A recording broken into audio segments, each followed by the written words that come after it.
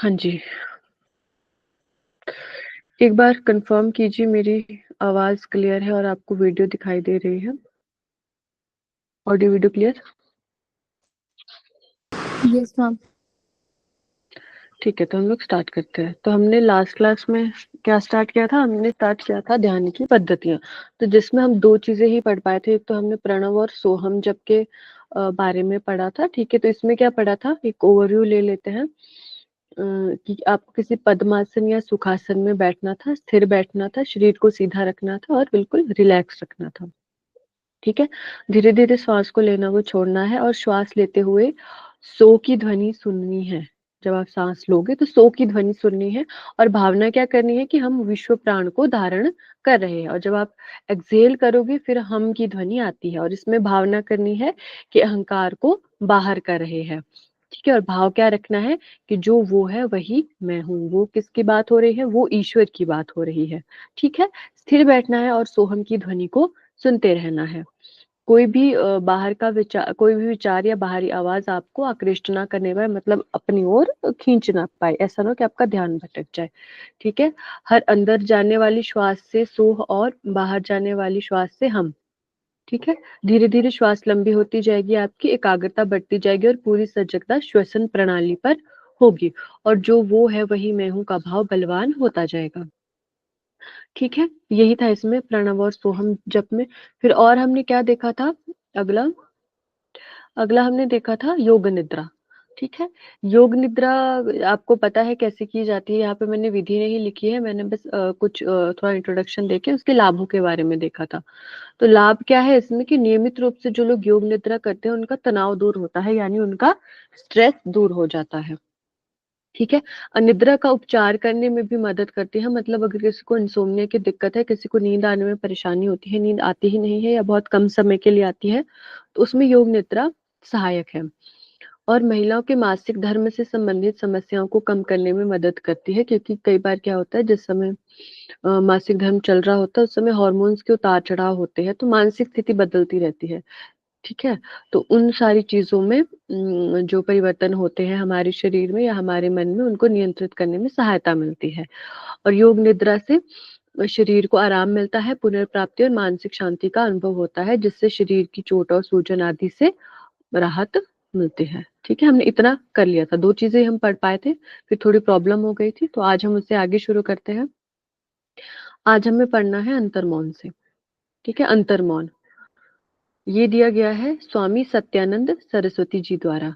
ठीक है। तो इसको आपको याद रखना है, किसने दिया है? स्वामी सत्यानंद सरस्वती जी ने। इनका नाम आपसे पूछा जा सकता है। आपको डायरेक्ट क्वेश्चन इस प्रकार से भी आ सकता है कि अंतर्मौन की जो साधना है या ध्यान की जो पद्धति है वो किसके द्वारा दी गई है। ठीक है। तो ये आपको इनका नाम याद रख लेना है। अंतर्मौन है क्या? ये एक प्रकार का क्या है? ध्यान है। कैसा ध्यान है? जो नकारात्मक विचारों और नकारात्मक यादों से मन को शुद्ध करता है। ठीक है। मतलब एक प्रकार का ध्यान है, जो भी हमारे मन में नेगेटिव थॉट्स आते हैं किसी भी प्रकार के, ठीक है, या कोई हमारे मन में ऐसी यादें जुड़ी हुई है जो पुरानी यादें हैं लेकिन वो नेगेटिव चीजें हैं, नेगेटिव यादें हैं, नकारात्मक है, अच्छी नहीं है, उन सारी चीजों से ये हमारे मन को शुद्ध करता है अंतर मौन। ठीक है। तो ये इसकी परिभाषा है, अंतर्मौन होता क्या है। अब इसमें 6 चरण दिए गए हैं अंतर्मौन में।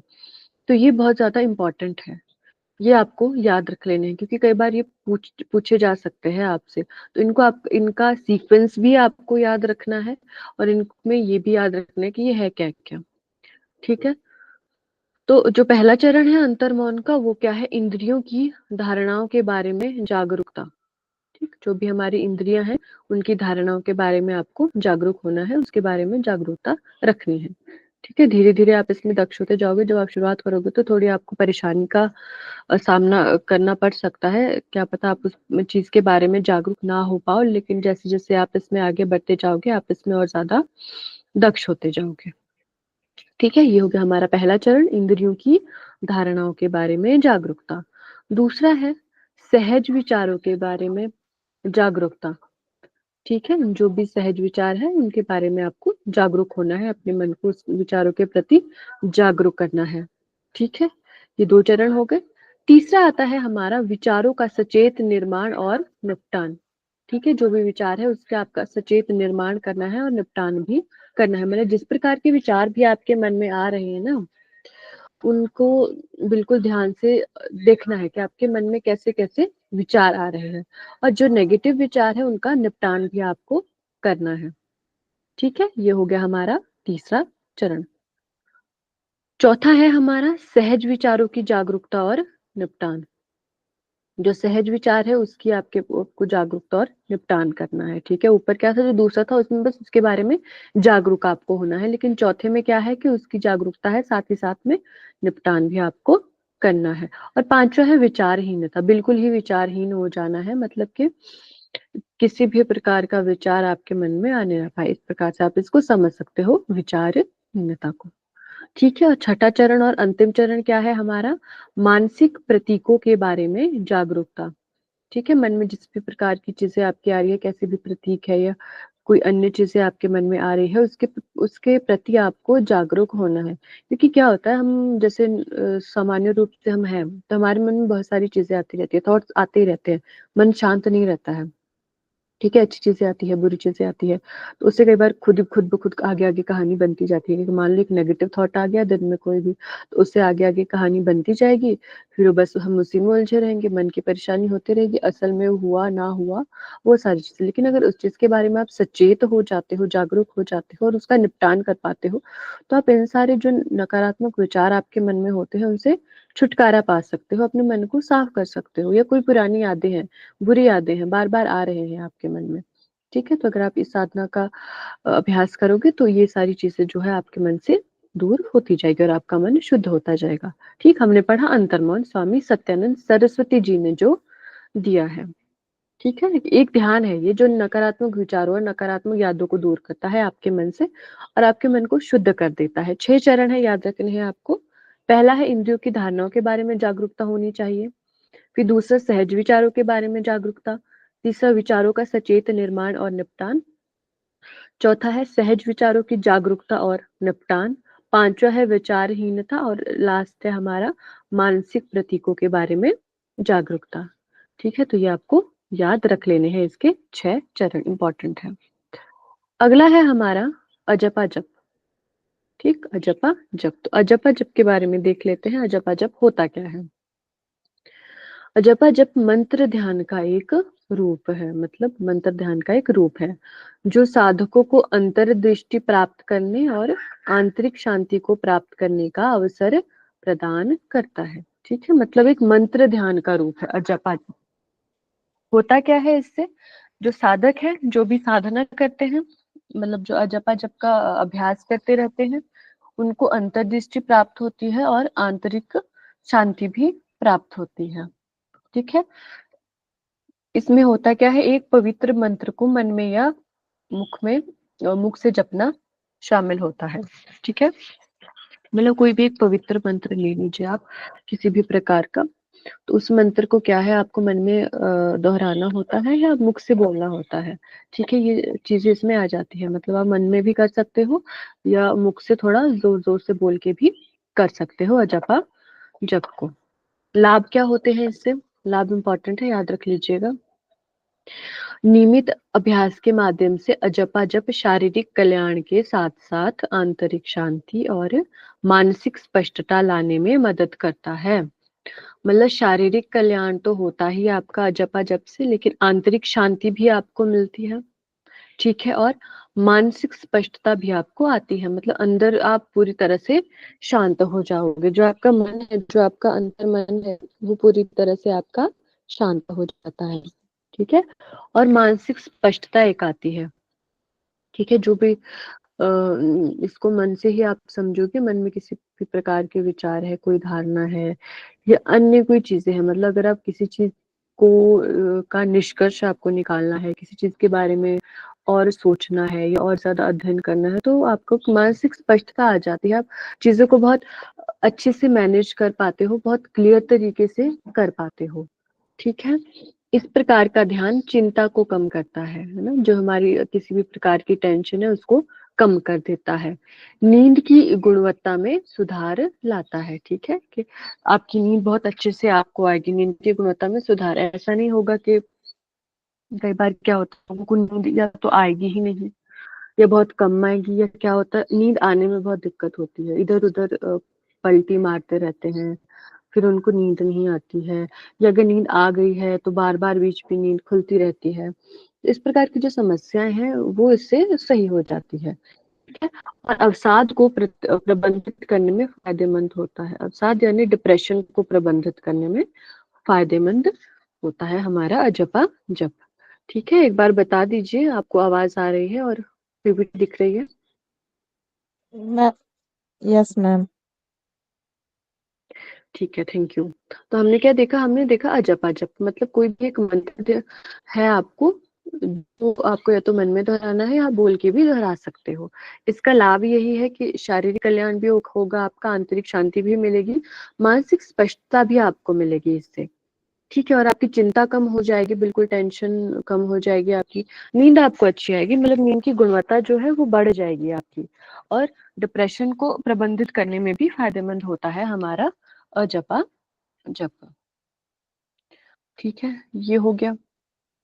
अगला है हमारा श्वास आधारित ध्यान के लिए अग्रणी अभ्यास। जो श्वास आधारित ध्यान होता है उसके लिए अग्रणी अभ्यास है ये।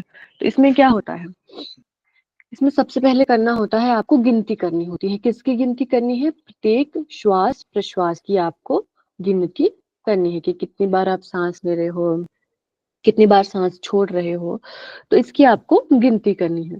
फिर क्या करना है? प्रवाह का अनुभव, सांस के प्रवाह का अनुभव, मतलब सांस कैसे आ जा रही है, कैसे आप सांस ले रहे हो, सांस का प्रवाह किस प्रकार हो रहा है, किस प्रकार से आपको इनहेल करते हुए महसूस हो रही है सांस, और जब आप एक्सहेलेशन कर रहे हो, जब आप प्रश्वास कर रहे हो, उस समय सांस का प्रवाह कैसा हो रहा है। तो दूसरे में क्या करना है? आपको प्रवाह का अनुभव करना है। पहले में गिनती, दूसरे में प्रवाह का अनुभव।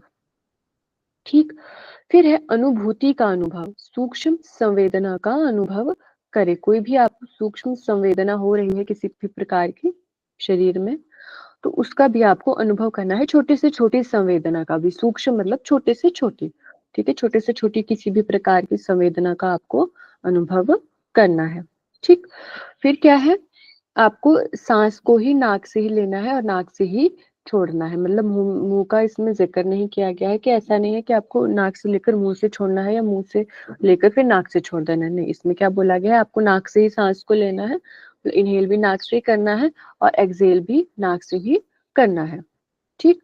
और फिर लास्ट में क्या है, किसी शब्द या वाक्यांश को दोहराना है। कोई भी शब्द ले सकते हैं या कोई छोटा वाक्यांश ले सकते हैं, उसको आपको बार बार दोहराना है। ठीक है, तो इतना सा ही है ये हमारा श्वास आधारित जो ध्यान है उसके लिए जो अग्रणी अभ्यास है। पहला क्या है, इसमें याद रख लेना स्टेप्स। पहले में आपको गिनती करनी है। किसकी गिनती करनी है? अपने श्वास प्रश्वास की गिनती करनी है आपको, कि कितनी बार सांस ले रहे हो, कितनी बार सांस छोड़ रहे हो। फिर क्या करना है, सांस के प्रवाह का अनुभव आपको करना है, कि सांस किस प्रकार से आ रही है, किस प्रकार से जा रही है। फिर छोटी से छोटी जो संवेदना है उसका भी आपको अनुभव करना है। और सांस को लेना छोड़ना कैसे है? नाक के द्वारा ही सांस लेनी है, नाक से ही छोड़नी है। और लास्ट में क्या है, कोई भी आपको एक वाक्यांश ले लेना है, या कोई भी आप शब्द ले सकते हो, एक शब्द भी ले सकते हो। ठीक है, उसको बार बार आपको दोहराना है। यही सारी चीज इसमें दी गई है। ठीक। अगला है हमारा ओम के ध्यान के लिए अग्रणी अभ्यास। अगर आपको ओमकार का ध्यान करना है तो उसके लिए कैसे आपको शुरुआत की जानी चाहिए आपको। ठीक। तो सबसे पहले क्या करना है, आपको एक आरामदायक स्थिति को खोजना है। कमल की मुद्रा में अपने बिस्तर पर आपको बैठना है, मतलब कोई भी आरामदायक स्थिति में आप बैठ सकते हो, बिस्तर पे ऐसे सुखासन में बैठ के आराम से, मतलब जिसमें बिल्कुल आराम में हो, और अपनी पीठ को लेकिन सीधा रखना है। ठीक है, जो आपकी पीठ है ऐसे झुक के नहीं बैठना है, सीधे बैठना है, जैसे भी हम सामान्यतः बैठते हैं। अगर हमें प्राणायाम भी करना है, हम किसी ध्यान का अभ्यास कर रहे हैं, तो हम लोग क्या करते हैं, अपनी पीठ गर्दन कमर को सीधा रखकर बैठते हैं, तो वैसे आपको बैठने को बोला गया है। ठीक। अपनी आंखों को बंद करना है, अपनी श्वास को नियंत्रित करना है। मतलब आंखें तो आपने बंद कर ली, श्वास को कैसे नियंत्रित करोगे, कि श्वास लोगे और जब सांस छोड़ोगे तो आपको ओम का जाप करना है, ओमकार का आपको जाप करना है। ठीक, आंखें बंद कर ली, आराम से बैठ के आंखें बंद कर ली, शरीर सीधा रखा, फिर क्या किया, सांस ली और सांस छोड़ते हुए ओमकार का जाप आपने किया, ठीक। फिर कंपन महसूस करनी है, किस चीज की कंपन महसूस करनी है आपको? अपनी बाई हथेली को ऊपर की ओर आपको मोड़ना है। बाई हथेली यानी हमारा जो लेफ्ट हैंड है, ठीक है। और अपनी नाभि के पास इसको रखना है, अपनी नाभि पर रखना है इसको, ठीक। और शरीर के माध्यम से चलने वाले कंपन को महसूस करेंगे, जो भी वाइब्रेशन हो रही होगी आपके शरीर में, उसको आपको महसूस करना है, फील करना है कि वो कैसे हो रही है, ठीक है। यही इसमें होता है ओमकार के लिए अग्रणी, ध्यान के लिए अग्रणी अभ्यास में। मतलब आसान है, किसी आरामदायक स्थिति में आपको बैठना है, आप अपने बिस्तर पर भी बैठ सकते हो, नीचे आसन मैम लगाकर भी बैठ आपकी वॉइस सकते हो। ब्रेक हो रही है। सभी को ब्रेक हो रही है वॉइस? जी मैम। अब सही है? जी मैम। ठीक है, कहाँ से ब्रेक हुई? इसी वाले में, पीपी इसी वाली स्लाइड में, या पीछे से? इसी में मैम। ठीक है, फिर से बता देती हूँ। देखो, क्या करना है, जो ओमकार, इसमें सबसे पहले आपको एक आरामदायक स्थिति खोजनी है। आरामदायक स्थिति का मतलब ये है कि आप जैसे भी आप बैठोगे किसी आराम में, या आप तो नीचे आप आसन लगाकर बैठ सकते हो, जमीन पे आपने कोई भी आसन बिछा लिया, उस पे बैठ गए, ठीक है। या आप अपने बिस्तर पर भी बैठ सकते हो, लेकिन कंडीशन क्या है उसमें कि अब आपको अपनी पीठ को सीधा रखकर बैठना है, ठीक है। जैसे भी हम सामान्य तो कोई भी ध्यान करते हैं या बस प्राणायाम का अभ्यास भी करते हैं, तो उसमें भी हम यही करते हैं कि अपनी पीठ को, कमर को, गर्दन को बिल्कुल सीधा रख लेते हैं, ठीक है। तो वैसे आपको बैठना है पीठ सीधा रख के। और क्या करना है, आंखें बंद कर ली आपने, आंखें बंद कर ली सीधा बैठने के बाद। फिर जब आप सांस लोगे और सांस छोड़ोगे, तो सांस लेते हुए तो कुछ नहीं करना है, लेकिन जिस टाइम आप सांस छोड़ रहे हो तो उस समय आपको ओमकार का जाप करना है ना। ये सारी चीजें हो गई, आराम से भी बैठ गए, सीधे बैठ गए, आंखें बंद की, सांस ली, और सांस छोड़ते हुए ओमकार का जाप आपने किया, ठीक है। फिर सबसे अंत में आपको क्या करना है, अपने जो हमारा लेफ्ट हैंड है उसको ऊपर उठाना है, मोड़ना है, और अपनी नाभि के पास रखना है, मतलब नाभि पे रखना है, एक प्रकार से नाभि पे रखना है।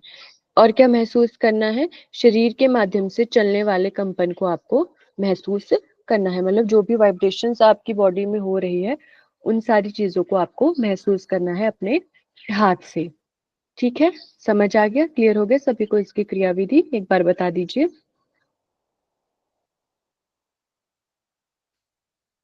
Yes ma'am. ठीक है, आवाज आ रही है ना मेरी? हाँ मैम, आ रही है। ठीक है जी। हाँ जी, तो आगे बढ़ते हैं। अगला है हमारा विपश्यना ध्यान। विपासना ध्यान भी इसको बोल सकते हैं। ये किसके द्वारा दिया गया है? बौद्ध में ये दिया गया है, जो हमारा बौद्ध दर्शन है उसमें विपासना ध्यान दिया गया है। तो इसमें क्या होता है, ये तीन चीजों से मिलकर बना है, वी जमा पश्य जमा ना, ठीक है। इसका मतलब है विशेष प्रकार से देखना, मतलब किसी भी चीज को आप देख रहे हो अपने, या किसी विचार को देख रहे हो, किसी कार्य को देख रहे हो, तो मतलब उसको विशेष प्रकार से देखना। और पाली भाषा में इसको विपासना कहते हैं। यहाँ पे विपश्यना लिखा है, लेकिन अगर पाली भाषा की बात करें तो इसको विपासना ध्यान के रूप में जाना जाता है, ठीक है। ये है महात्मा बुद्ध की शिक्षाओं में से एक विपासना भी है ना। और यह वास्तव में क्या है? सत्य की उपासना है, और सत्य में जीने का अभ्यास है। मतलब जो महात्मा बुद्ध थे हमारे, उन्होंने जो अपनी शिक्षाएं दी थी उसमें से एक थी ये, जो विपासना के बारे में उन्होंने शिक्षा दी थी, ठीक है। इसमें होता क्या है कि जो हमारे जो भी सच है, जो भी सत्य है संसार में, उसकी उपासना, और सत्य में जीने का अभ्यास। मतलब जो चीज जैसी है, ठीक है, मतलब जो सत्य है वो अच्छा है बुरा है जैसा भी है, उसमें जीने का अभ्यास ही विपासना है, ठीक है।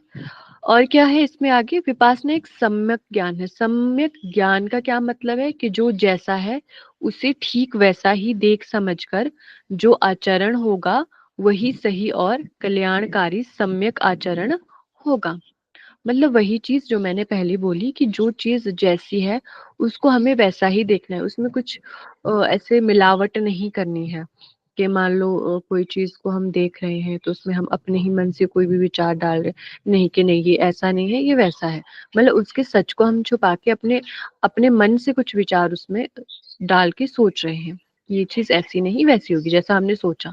ठीक है, लेकिन इसमें वैसा नहीं बोला गया है, मतलब कि जो जैसी है उसको वैसा ही आपको देखना है, वैसा ही उसको समझना है। और इससे क्या होगा, आपका आचरण है बिल्कुल अच्छा हो जाएगा, एक सम्यक मतलब अच्छा साफ सुथरा आपका आचरण हो जाएगा, सही आचरण होगा और कल्याणकारी होगा।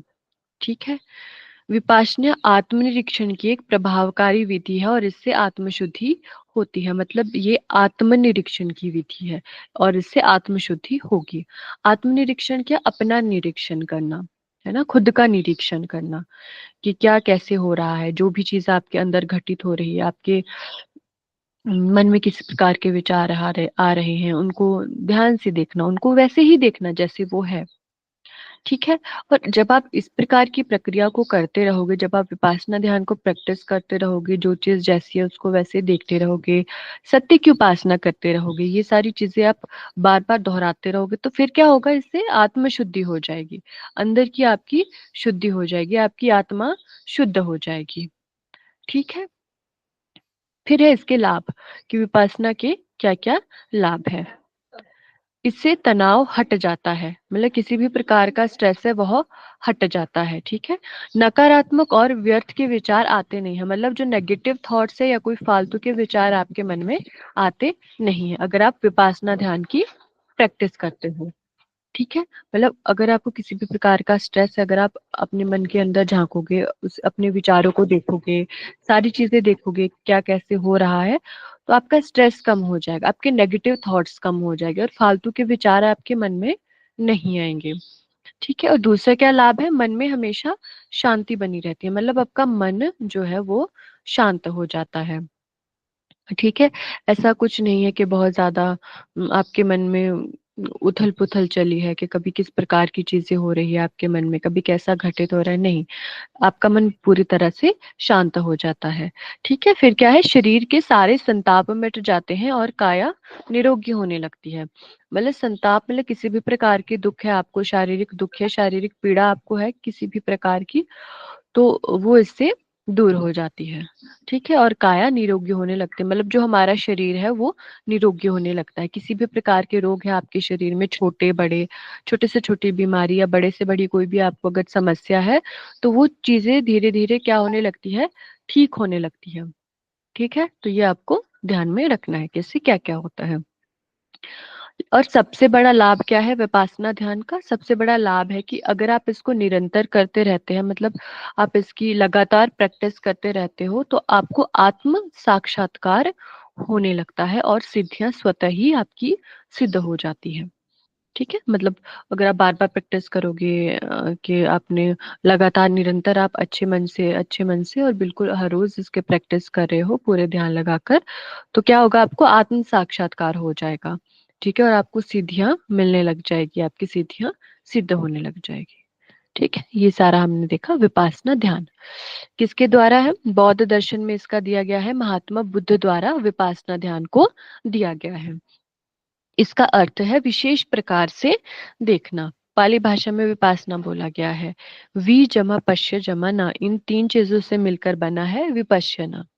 ठीक है, महात्मा बुद्ध की शिक्षाओं में से एक है, और है क्या चीज ये विपासना, सत्य की उपासना है और सत्य में जीने का अभ्यास है ना।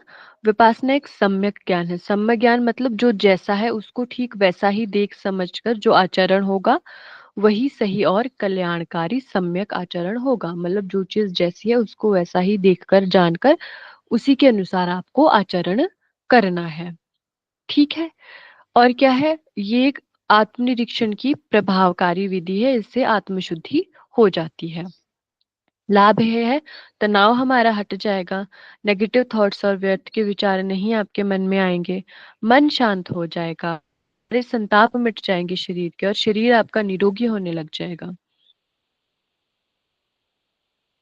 होने लगता है और सिद्धियां आपकी स्वतः ही सिद्ध हो जाती है। ठीक, ये हो गया हमारा विपासना। अगला है हमारा प्रेक्षा ध्यान। प्रेक्षा ध्यान के लिए अग्रणी अभ्यास, ये किस में दिया गया है? ये दिया गया है जैन दर्शन में। बहुत इंपॉर्टेंट है ये, इससे क्वेश्चंस आए हैं, आपको याद रख लेना। इसमें जो भी चीजें मैं बताऊंगी आपको उसको याद कर लेना है, उसका सीक्वेंस भी याद कर लेना है। ठीक, तो देखते हैं क्या है प्रेक्षा ध्यान। प्रेक्षा जो शब्द है वो बना है ईश धातु से, और इसका अर्थ क्या है? देखना, यानी प्र जमा ईक्षा किसके बराबर? प्रेक्षा, यानी गहराई में उतर कर देखना। प्रेक्षा में सिर्फ देखना हर उस हरकत को जो आपके शरीर और मन से जुड़ी हुई है। मतलब इसका भी मिलता जुलता वैसा ही अर्थ है जैसा हमारा विपासना का था। ठीक है, मतलब देखना है आपको, अपने अंदर की चीज को देखना है, ऐसी हरकत जो आपके शरीर और मन से जुड़ चुकी है उसको आपको देखना है गहराई में उतर कर, मतलब बिल्कुल डीप में आपको उसको देखना है। ठीक, आचार्य तुलसी जी ने प्रेक्षा ध्यान के 5 सूत्र बताए हैं, बहुत इंपॉर्टेंट है, याद रख लेना, सीक्वेंस याद रख लेना, इसका मतलब क्या है वो भी याद रख लेना, इसको नोट कर लो अपने नोटबुक में। ठीक, पहला क्या है? भावक क्रिया। भावक क्रिया क्या होती है? मन की एकाग्रता का प्रयास। ठीक है, पहला जो सूत्र हमारा है भावक क्रिया, यानी मन की एकाग्रता का प्रयास, कि आपको कोशिश करनी है कि आपका जो मन है वो एकाग्र हो जाए। ठीक है, दूसरा है श्रुति क्रिया, यानी सुनने समझने में जागरूक रहे, कि जो भी चीज आप सुन रहे हो किसी से, नाम से ही समझ आ रहा है ना, श्रुति क्रिया यानी श्रुति यानी सुनना, कि जो भी चीज आप सुन रहे हो, किसी भी प्रकार की बातें आप सुन रहे हो, किसी भी प्रकार का ज्ञान ले रहे हो, तो उस चीज को सुनने के साथ साथ समझने में भी आपको जागरूक रहना है, कि जो चीज आपने सुनी, अगर सुनना आपने अच्छे से ली लेकिन आप उसको समझ किस प्रकार से रहे हो उसके प्रति भी आपको जागरूक रहना है। ठीक है, श्रुति क्रिया में। तीसरा है हमारा मैत्री भाव। मैत्री भाव में क्या आता है? सब प्राणी के प्रति मित्रता की भावना। ठीक है, कि जितने भी प्राणी हैं इस संसार में, सबके प्रति आपको मित्रता की भावना रखनी है। ठीक है, ये आपको याद रखना है, ये हो गया तीसरा स्टेप।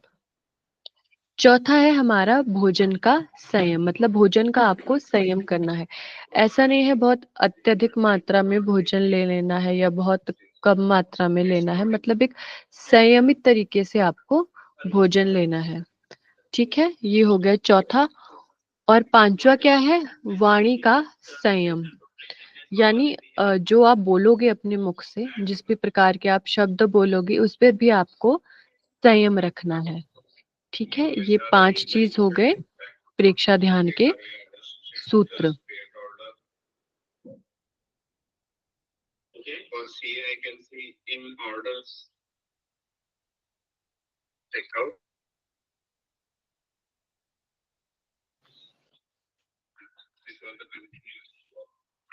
ठीक है, तो ये हो गए 5 सूत्र, तो ये आपको याद रख लेने हैं। पहला हो गया भावक क्रिया, दूसरा श्रुति क्रिया, तीसरा मैत्री भाव, चौथा भोजन का संयम, और पांचवा हमारा है वाणी का संयम। फिर इसमें और चीज है, आचार्य तुलसी जी ने ही बोला है कि किसी भी विशेष लक्ष्य की प्राप्ति के लिए 4 सूत्रीय योजना, मतलब आप किसी विशेष लक्ष्य को अगर आपको प्राप्त करना है तो उसके लिए 4 सूत्रीय योजना निर्मित की है उन्होंने, कि आपको 4 सूत्रों को ध्यान में रखना है। ठीक है, तो पहला है हमारा अभिप्रेरणा, ये भी इम्पोर्टेंट है, तो ये अलग अलग चीजें हैं, तो दोनों याद रखनी है। ये 5 सूत्र बताए हैं और विशेष लक्ष्य की प्राप्ति के लिए 4 सूत्र बताए हैं। ठीक है, इनको अलग अलग ही आपको याद रखना है। पहला अभिप्रेरणा है इसमें, दूसरा एकाग्रता, तीसरा हमारा शिथिलीकरण, और चौथा है दृष्टा भाव। मतलब किसी भी अगर आप किसी लक्ष्य को देख रहे हो कि आपको ये प्राप्त करना है, तो पहला अभिप्रेरणा, कि आपको अभिप्रेरणा होनी चाहिए। दूसरा एकाग्रता, एकाग्रता होनी चाहिए, बिल्कुल एकाग्र मन से आपको उसके लिए कार्य करना है। जो भी आप प्रयास करोगे एकाग्रता से प्रयास करना है ताकि वो सफल भी हो पाए। शिथिलीकरण, रिलैक्सेशन भी जरूरी है। और चौथा है दृष्टा भाव, मतलब दृष्टा भाव मतलब कि किसी चीज से या किसी परिस्थिति से ऊपर उठकर फिर उसको आपको देखना है, दृष्टा भाव। ठीक है, ये अलग अलग है, इनको दोनों को आपको याद कर लेना है, बहुत इंपॉर्टेंट है दोनों चीजें।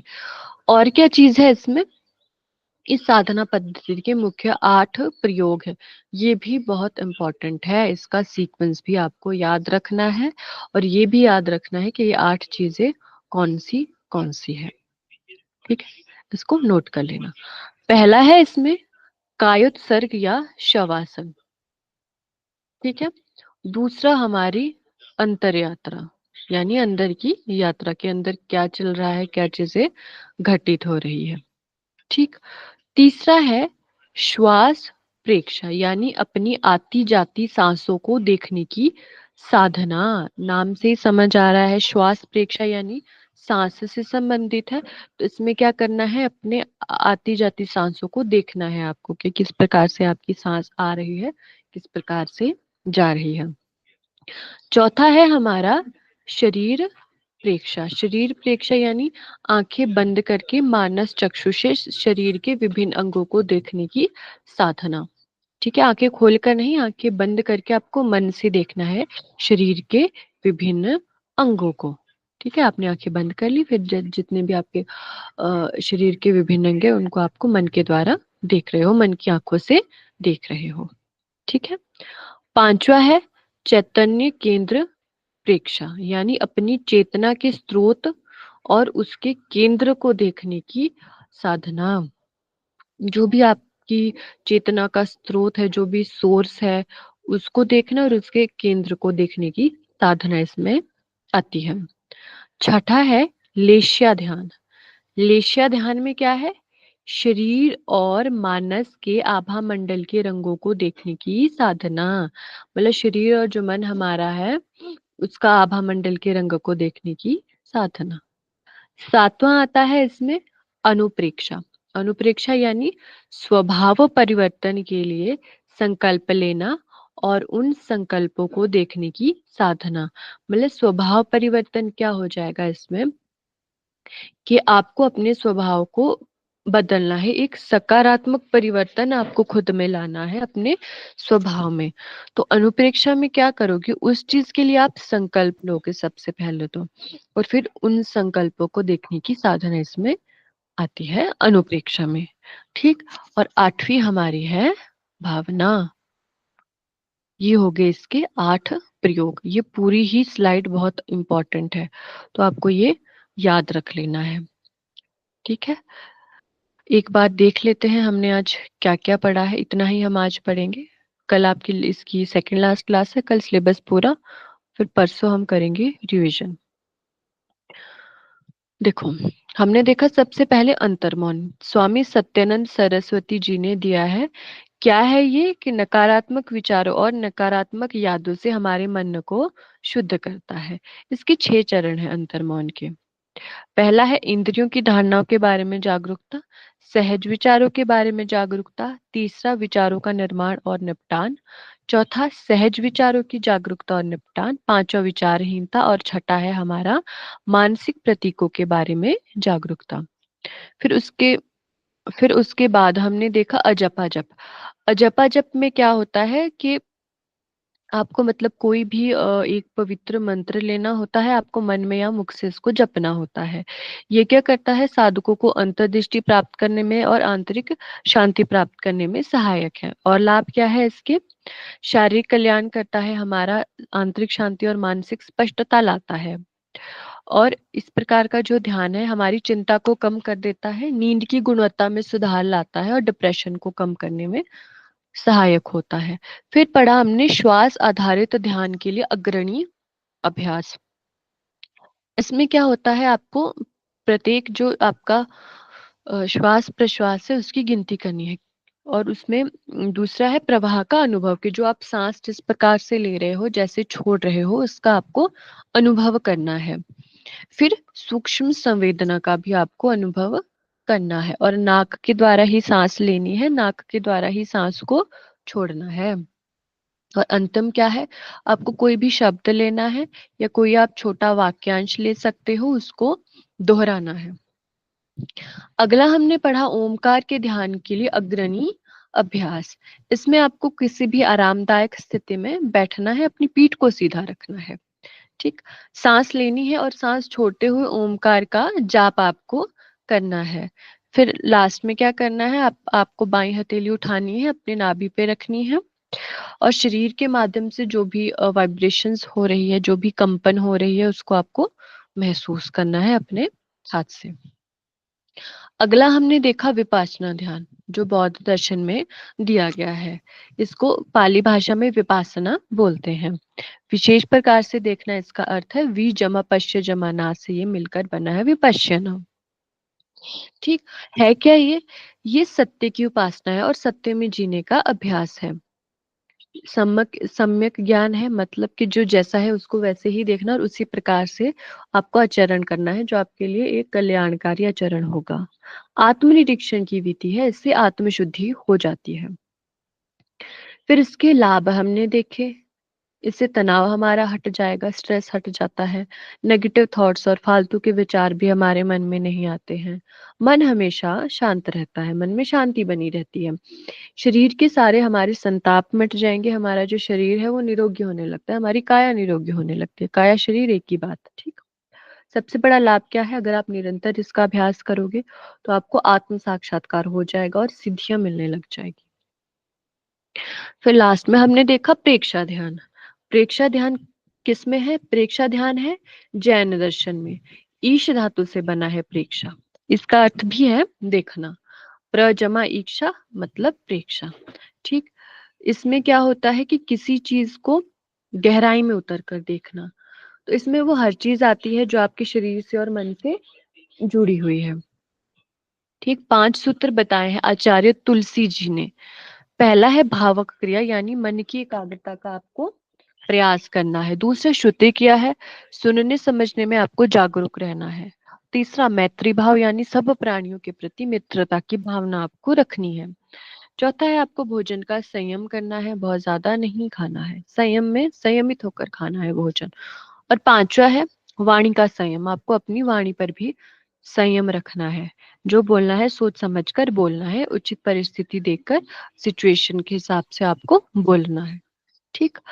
और क्या चीजें इसमें बोली आचार्य तुलसी जी ने कि विशेष लक्ष्य की प्राप्ति के लिए 4 सूत्र उन्होंने दिए, अभिप्रेरणा, एकाग्रता, शिथिलीकरण और दृष्टा भाव, ठीक है, ये भी आपको याद रखनी है।